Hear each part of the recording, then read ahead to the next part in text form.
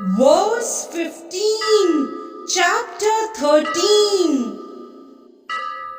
सर्वेन्द्रियगुणाभासं सर्वेन्द्रियविवर्जितं असक्तं सर्वभृञ्चैव निर्गुणं गुणभोक्तृ च.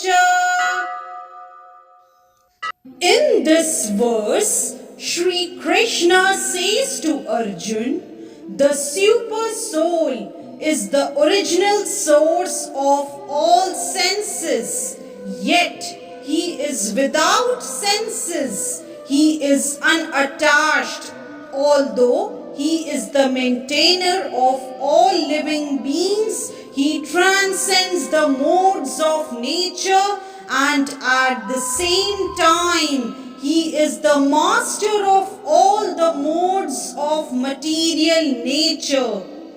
Elaborating on the above thought, the Supreme Lord, although the source of all the senses of the living entities, doesn't have material senses like they have. Actually, the individual souls have spiritual senses, but in conditioned life they are covered with the material elements, and therefore the sense activities are exhibited through matter. The Supreme Lord's senses are not so covered. His senses are transcendental and are therefore called Nirgun. Gun means the material modes, but his senses are without material covering. It should be understood that his senses are not exactly like ours. Although he is the source of all our sensory activities, he has his transcendental senses which are uncontaminated. This is explained in the Shvetashvatar Upanishad. Apalipado Javano Grihita. The Supreme Personality of Godhead has no hands which are materially contaminated, but he has his hands and accepts whatever sacrifice is offered to him. That is the distinction between the conditioned soul and the super soul. He has no material eyes, but he has eyes. Otherwise, how could he see? He sees everything, past, present, and future. He lives within the heart of the living being. He knows what we have done in the past, what we are doing now, and what is awaiting us in the future. This is also confirmed in the Bhagavad Gita. He knows everything, but no one knows him. It is said that the Supreme Lord has no legs like us, but he can travel throughout space because he has spiritual legs. In other words, the Lord is not impersonal. He has his eyes, legs, hands, and everything else.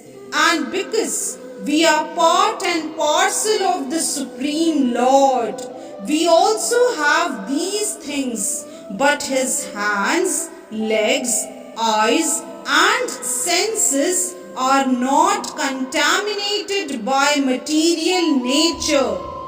Bhagavad Gita also confirms that when the Lord appears, he appears as he is by his internal potency. He is not contaminated by the material energy because he is the Lord of material energy. In the Vedic literature, we find that his whole embodiment is spiritual. He has his eternal form called Sachidananda Vigraha. He is full of all opulence. He is the proprietor of all wealth and the owner of all energy. He is the most intelligent and is full of knowledge. There are some of the symptoms of the Supreme Personality of Godhead. He is the maintainer of all living entities and the witness of all activity.